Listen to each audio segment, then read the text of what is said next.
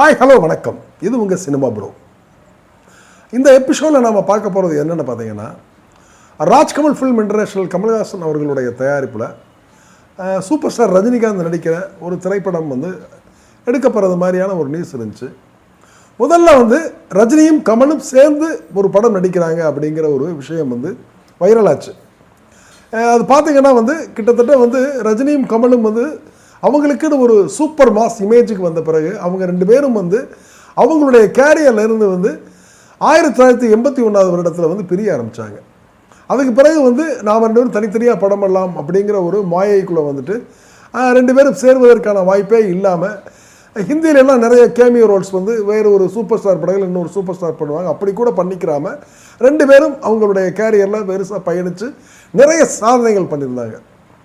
இப்போ ரஜினிக்கு ஒரு என்னென்னா தன்னுடைய நண்பருக்கு ஒரு படம் பண்ணணும் அப்படிங்கிற ஒரு வேண்டுகோள் இருந்ததுனால அந்த வேண்டுகோளை ஏற்று அவர் கமல்ஹாசனுடைய ராஜ்கமல் ஃபிலிம் இன்டர்நேஷ்னலுக்கு ஒரு படம் பண்ணுறார். அது எதனாலன்னா, டக் லைஃப் படம் ஒரு பெரிய காம்போவில் வந்த படம். ஆனால் கமலுக்கு அது ஒரு பெரிய தோல்வி படம் அமைஞ்சதுனால அதனுடைய நஷ்டத்தை அவர் டிஸ்ட்ரிபியூட்டர்களுக்கு ஈடுகட்டுவதற்காக இப்போ அவருக்கு ஒரு பெரிய இமீடியட் ஃபாஸ்ட் ஃபுட் தேவைன்ற போது அது ரஜினி மாதிரியான ஒரு மிகப்பெரிய பிம்பத்தால் தான் முடியும். அப்படிங்கிற போது தன்னுடைய சக நண்பருக்கு நண்பேண்டா அப்படின்னு சொல்கிறது மாதிரி கமல் ரஜினி ரெண்டு பேரும் சேர்ந்து ஒரு படம் நடிக்கிறதா இருந்துச்சு. அந்த படத்தை கமல் தன்னுடைய ஃபேவரைட் படத்தை டைரக்ட் பண்ண ஒரு டைரக்டரை பற்றி சஜஸ்ட் பண்ணார். ஆனால் அந்த டைரக்டரோட ரஜினி பண்ண படம் அவ்வளவு ரஜினிக்கு திருப்தியாக இல்லாதனாலையும், அது கமர்ஷியலாக மட்டும் இல்லை ரஜினியுடைய மனதுக்கும் திருப்தியாக இல்லாதனால அந்த படத்தை ஏற்பட்ட அனுபவத்தை வச்சு அந்த டைரக்டர் வேணான்னு சொல்லலை. இப்போ அடுத்து ரஜினி படத்துக்கு ஒரு சரியான டைரக்டர் யார் அப்படிங்கிற போது இப்போ மக்களுக்கும் சினிமாக்காரர்களுக்கும் ரஜினியை பற்றின ஒரு பார்வை என்னென்னா, ரஜினி பார்த்திங்கன்னா ஒரு கமர்ஷியலான ஒரு எம்ஜிஆருடைய ரீப்ளேஸ்மெண்ட் அவர் தான் ரஜினி. எம்ஜிஆர் படங்களுக்கு எப்படி ஒரு கிராண்ட் ரிசப்ஷன் இருக்குமோ அந்த மாதிரி ஒரு ரிசப்ஷன் ரஜினி படங்களுக்கும் இருந்தது. இப்போ ரஜினி அப்படியான ஒரு படத்தை அவர் மிஸ் பண்ணதை பற்றி வருத்தப்பட்டவர படலையோ, ஆனால் ரஜினி ரசிகர்களும் ரஜினியை ரசிக்கிற ஃபேமிலி ஆடியன்ஸும் என்ன பண்ணாங்கன்னா, ஒரு பழைய ரஜினியை பார்க்க முடியலையே. ரஜினி படங்களுக்குன்னு ஒரு டெம்ப்ளேட்டான ஸ்கிரிப்ட் இருக்கும். அதை மீறி அவருடைய அந்த காந்தமான கண்களில் இருக்கிற ஒரு ஷார்ப்னஸ், அதை கரெக்டாக பஞ்ச் பண்ணுறது மாதிரி ஒரு பஞ்ச் டயலாக்கு, அப்புறம் அந்த பஞ்ச் டயலாக்கு ஏற்றது மாதிரியான ஒரு ஸ்கிரிப்டு, அதில் ஒரு 4 பாட்டு, ஒரு கலகலப்பான ஒரு காமெடி, இதெல்லாம் கலந்தது தான் பல ரஜினிகாந்துடைய ப்ரீவியஸ் படங்களுடைய ரெக்கார்ட்ஸ். ரஜினியை தன்னுடைய அண்ணனாகவும் தன்னுடைய சகோதரனாகவும் பார்க்குற மாதிரியான பெண்கள் நிறைய பேர் இன்றைக்கு வர ரஜினிக்கு உண்டு. ஏன்னா அப்படி ஒரு ஃபேமிலி ஆடியன்ஸில் ஒரு ஹீரோ போனால் தான் சூப்பர் ஸ்டார் இமேஜுக்கு வர முடியும். அது ரஜினிக்கு வாய்க்கப்பட்டிருக்கு. கமல்ஹாசன் என்ன பண்ணார்னா, தான் ஒரு தயாரிப்பாளராக மட்டுமே இருந்துக்கிட்டு ஒரு படம் பண்ணலாம் அப்படிங்கிற போது, ரொம்ப காம்பாக்டான ஒரு டைரக்டர் வேணும் அப்படிங்கிற போது, அவர் ட்ரெண்டில் இருக்கணுங்கிற போது சுந்தர்சி அந்த ப்ராஜெக்டுக்குள்ளே வர்றார். சுந்தர்சி எப்பயுமே எப்படின்னா ரொம்ப எளிமையான, அவருக்குன்னு ஒரு ஸ்கிரிப்ட் டெம்ப்ளேட் இருக்குது. அவருடைய படங்களை பார்க்க ஒரு தனி ஃபேமிலி ஆடியன்ஸ் இருக்காங்க.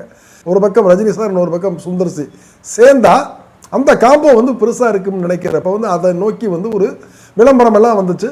இப்போ சுந்தர்சி என்ன பண்ணுறாருன்னா, ரஜினிக்காக உட்காந்து ஒரு கதை ரெடி பண்ணுறாரு. அந்த ரெடி பண்ண கதை சொல்லப்படையில் அது ரஜினிக்கு பெருசாக சாட்டிஸ்ஃபேக்ஷனை தரலை. எகைன் சுந்தர் உட்காந்து என்ன பண்ணுறாருன்னா, மறுபடியும் ஒரு அவுட்லைனை ரெடி பண்ணுறாரு. அந்த அவுட்லைன்லையும் ரஜினி சாருக்கு ஒரு பெரிய சாட்டிஸ்ஃபேக்ஷன் கிடைக்கல. இப்போ ரஜினி என்ன ஃபீல் பண்ணுறாருன்னா, நாம் ஆஃப்டர் சந்திரமுகிக்கு பிறகு யங் ஜென்ரேஷன் டைரக்டர்களோட போயிட்டோம். பட் சுந்தர் ஒரு 90s பேட்டர்னில் இருக்கிற ஓல்டு டைரக்டரு, அவர் இன்றைக்கி இருக்கிற ட்ரெண்டை கரெக்டாக பிடிச்சி வருவாரா அப்படிங்கிற ஒரு கன்ஃபியூஷன் ரஜினிக்கு இருக்கிறப்போ இப்போ கமலுக்கு என்னென்னா, ரஜினியை நாம் மிஸ் பண்ணிடக்கூடாது. அட் த சேம் டைம் இந்த ப்ராஜெக்ட் சடனாக நடந்தாகணும் அப்படிங்கிற போது இப்போ சுந்தருக்கு என்னென்னா, நாம் இன்றைக்கி ஒரு கிட்டத்தட்ட 40 படங்களை டைரக்ட் பண்ணிட்டோம். எல்லாருமே இளையராஜா போன்ற ஒரு மிகப்பெரிய மியூசிக் டைரக்டரோடலாம் படம் பண்ணல. சுந்தர்சி இதுவரை தன்னுடைய எந்த படத்துலையும் இளையராஜா போன்ற ஒரு பெரிய பிம்பத்திட்ட கூட போகாமல் அவர் தன்னை மட்டுமே நம்பி தன்னுடைய ஸ்கிரிப்டு, காமெடி, சமகாலத்தில் இருக்கிற நடிகர்களை வச்சு படம் பண்ணக்கூடிய ஒரு கமர்ஷியல் டைரக்டர். அவருக்கு என்னென்னா, நாம் 2 ஸ்கிரிப்ட் சொல்லி ரஜினி சாருக்கு அந்த படம் சரியாக சாட்டிஸ்ஃபேக்ஷன் இல்லைங்கிற போது இன்றைக்கி நாம் பெண்ட் ஆகணும் அப்படின்னு சொல்லி அவர் என்ன பண்ணாலும் இந்த ப்ராஜெக்ட் விட்டு வெளியில் வந்துட்டார்.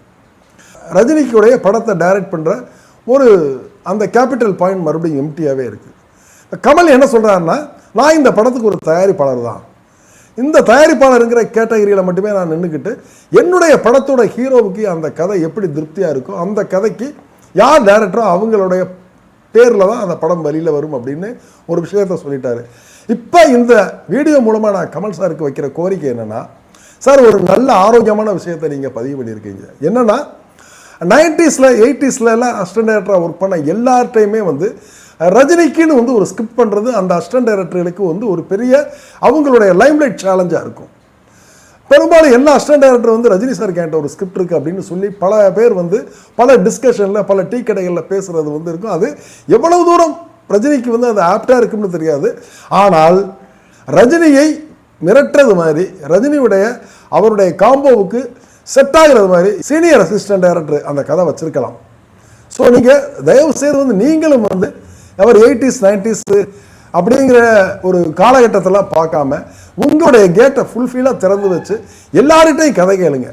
அப்படி கேட்குற கதையில் யாராவது ஒருத்தர்கிட்ட ஒரு அற்புதமான கதை இருக்கலாம். அந்த கதை ஒரு உதவி இயக்குனருக்கான கதையாக இருந்துச்சுன்னா அந்த உதவி இயக்குனர் ரஜினிகாந்தை வச்சு தன்னுடைய முதல் படத்தையே டைரக்ட் பண்ணுறாருங்கிற ஒரு வரலாற்று சிறப்புமிக்க சம்பவம் நடப்பதற்கு ஒரு வாய்ப்பு இருக்குது. அவரையும் தயவு செய்து இந்த களத்தில் சேர்த்துக்கங்கிறத என்னுடைய கோரிக்கையாக இருக்கும். நம்முடைய சினிமா ப்ரோ சேனலை தொடர்ந்து பாருங்கள், சப்ஸ்கிரைப் பண்ணுங்கள், உங்களுடைய கருத்துக்களை தாருங்கள், உங்களுடைய நட்பு வட்டங்களுக்கு ஃபார்வர்ட் பண்ணுங்கள். என்றென்றும் நன்றிகளும் நவரத்னம் நவபாரதி. இது உங்கள் சினிமா ப்ரோ. நன்றி, வணக்கம்.